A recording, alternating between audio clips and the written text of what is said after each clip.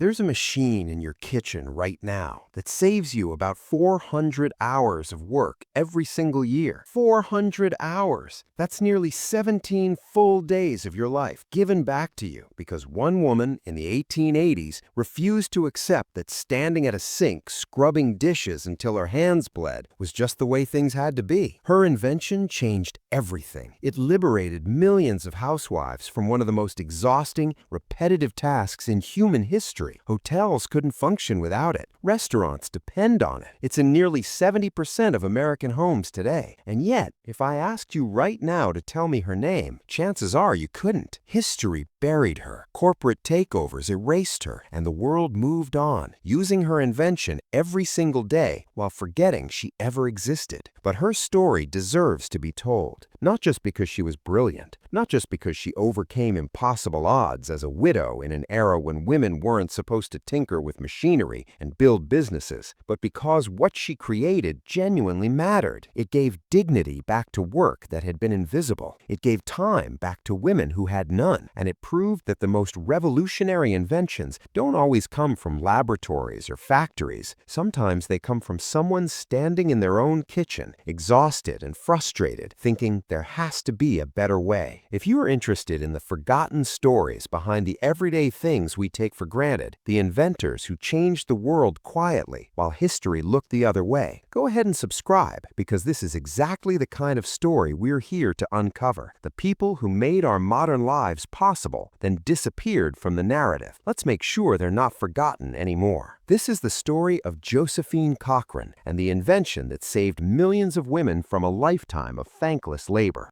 There was a time not so long ago when a woman's day began before sunrise and ended long after the rest of the house had gone to sleep. In the kitchens of early 20th century America, housewives moved through a rhythm that hadn't changed in generations. The work was endless, invisible, and utterly exhausting. Every meal required hours of preparation. Vegetables had to be scrubbed, peeled, and chopped by hand. Meat needed trimming, pounding, tenderizing. Dough was kneaded until arms ached. And then there was the cleaning, the endless cleaning, standing over a basin of water that grew cold and greasy as the pile of dishes never seemed to shrink. The kitchen was a place of isolation, while husbands went to offices or factories, while children played or studied. Women stood at counters and stovetops, performing labor that was somehow both crucial and completely overlooked. There were no breaks, no weekends, no acknowledgement that this work was work at all. It was simply expected. A woman's worth was measured in the cleanliness of her home, the quality of her meals, the smoothness of her gravy, and if she complained about the hours, the backache, the monotony, she was told she was ungrateful. After all, she had a home, didn't she? A family to care for? But beneath that surface of accepted duty, something was stirring. Women whispered to each other over back fences and in church basements about how tired they were, how their hands had become rough and reddened, how their backs protested every time they bent over the sink. They compared notes on remedies for swollen joints and counted the hours they spent each week just trying to keep their families fed. The numbers were staggering. Some estimates suggested that meal preparation and cleanup alone consumed 40 to 50 hours every single week. That was more than a full-time job, except there was no pay, no recognition, no end to the shift. The particular problem that haunted every kitchen was both simple and maddening. After every meal, there sat the evidence of all that labor. Stacks of plates, greasy pots, sticky utensils, crusted baking dishes. And every single piece had to be washed by hand, scrubbed until it shone, then dried and put away. In winter, the water was ice cold unless you heated it on the stove first, which meant more time, more fuel, more work. In summer, standing over a basin of hot water in an already sweltering kitchen was its own kind of torture. And no matter how efficiently you worked, no matter how many shortcuts you found, those dishes would be waiting again tomorrow, and the day after that, and the day after that.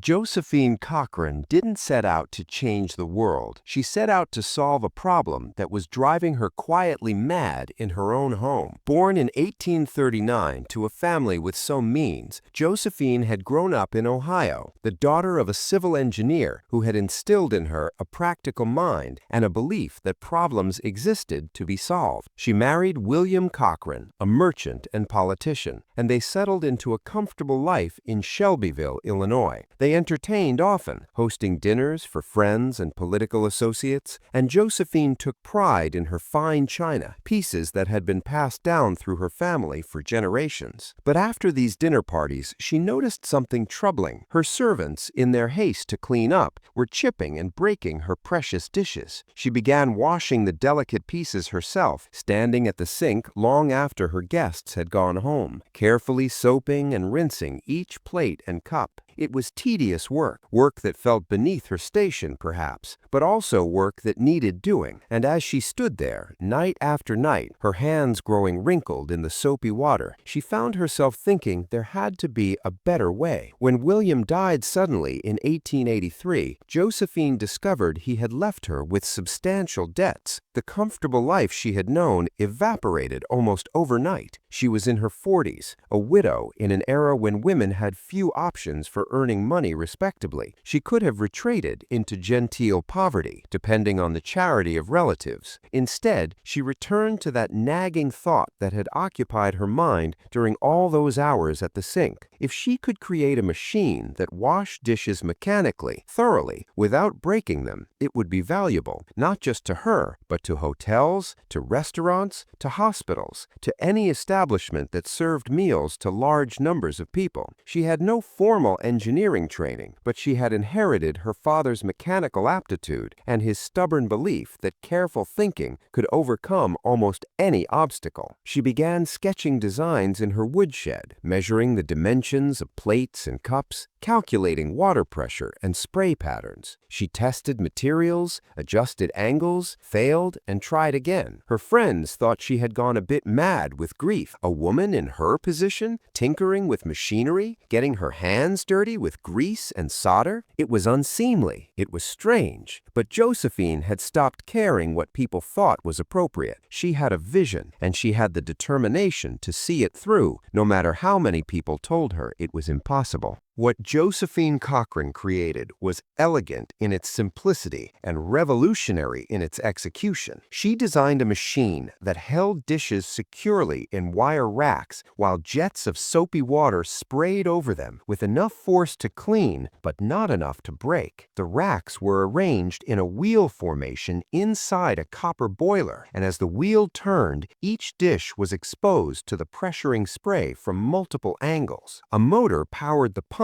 that created the water pressure, and the whole contraption could handle a complete set of dishes in a fraction of the time it took to wash them by hand. She received her patent in 1886, becoming one of the first women to receive a patent in her own name for a mechanical device. But having a patent and having a successful product were two different challenges entirely. She needed to manufacture the machines, which required capital she didn't have. She needed to convince potential buyers that this strange contraption actually worked and was worth the investment. In an era when most mechanical innovations were created by men and marketed to men, she faced skepticism at every turn. Hotel managers and restaurant owners were polite but dismissive. Why would they spend money on a machine when they could simply hire another dishwasher for minimum wages? But Josephine was nothing if not persistent. She demonstrated her machine at the 1893 World's Columbian Exposition in Chicago, where it won the highest award for mechanical construction, durability, and adaptation to its line of work. The recognition helped. Hotels began ordering her machines. Restaurants followed. She established a manufacturing company, personally overseeing production and installation, making sure every machine met her exacting standards. For large institutions, the benefits were obvious and immediate. A machine could do the work of several employees, worked faster, used less water when properly operated, and produced more consistently clean results. For the housewife working alone in her kitchen, though, Josephine Josephine's invention remained out of reach for decades. The early machines were large, expensive, and designed for commercial use. They cost hundreds of dollars at a time when that represented months or years of household income. They required plumbing connections and electrical power that many homes didn't have. So while Josephine's invention was indeed saving time and labor, it was saving it primarily for businesses, not for the millions of women who spent their days in private kitchens, still standing at their sinks, still scrubbing dishes by hand, still dreaming of something better. The revolution Josephine had started would take time to reach the people who needed it most, but the foundation had been laid. The impossible had been proven possible.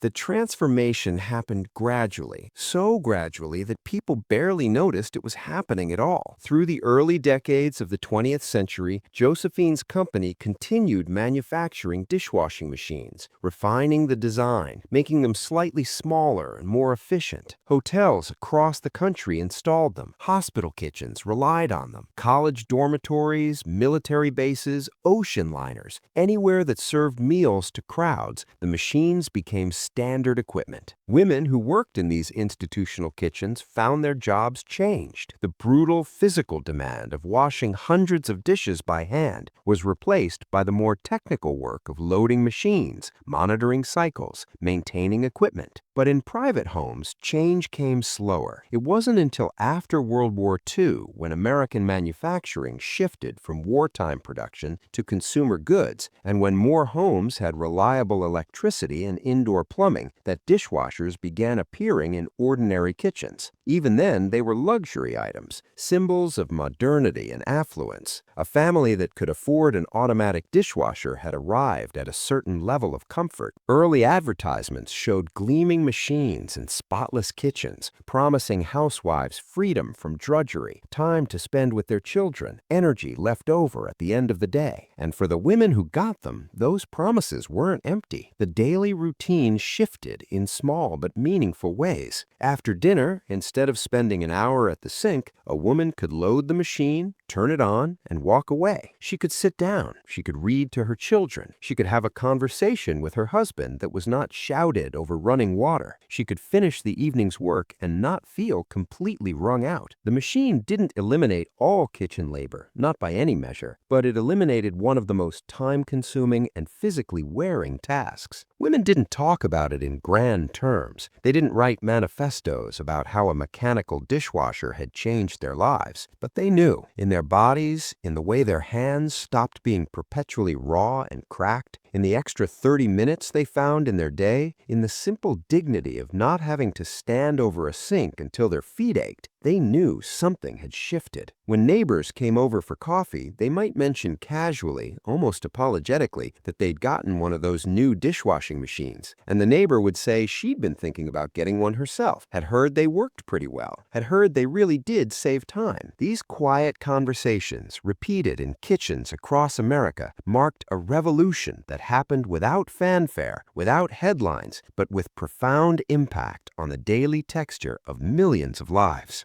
Josephine Cochran died in 1913, having spent the last decades of her life fighting for her invention, defending her patents, and building a successful company against odds that would have defeated most people. She had proven that a woman could be a serious inventor, a capable businesswoman, a mechanical innovator. She had created something genuinely useful, something that made life measurably better for countless people. And then, slowly, quietly, her name began to disappear from the story. As her company grew and evolved, merging with other manufacturers and eventually becoming part of larger corporate entities, the origin story was simplified and sanitized. Marketing materials mentioned the invention of the automatic dishwasher, but often failed to mention who had invented it. When Josephine's name did appear, it was frequently misspelled, the details of her life reduced to charming anecdotes rather than acknowledged as serious innovation. The dishwasher became just another appliance, something that had always existed, that had emerged naturally from the march of progress, rather than from the specific determination of a specific woman solving a specific problem. Part of this erasure was simple corporate evolution. Companies changed hands, records were lost or considered irrelevant, and the focus shifted to current models and future innovations, rather than historical origins. Part of it reflected broader patterns of how women's contributions to technology and innovation were systematically undervalued and overlooked. In textbooks and museums celebrating American inventors, Josephine's name rarely appeared alongside Edison, Bell, and Ford. Her invention was domestic, tied to the kitchen, associated with women's work, and therefore somehow less important, less worthy of remembrance than inventions associated with traditionally male spheres. Records show that even within the industry, as dishwashers became common household appliances in the decades after World War II, the narrative around their development focused on engineering improvements and manufacturing innovations, rarely circling back to acknowledge the woman who had created the fundamental design. Patents told part of the story, preserved in official records, but patents are dry documents that few people ever see. The living memory of Josephine Cochran, the widow who turned grief and debt into innovation, who fought skepticism and built a successful company, who changed the daily lives of millions of women. That memory faded like water stains on old china.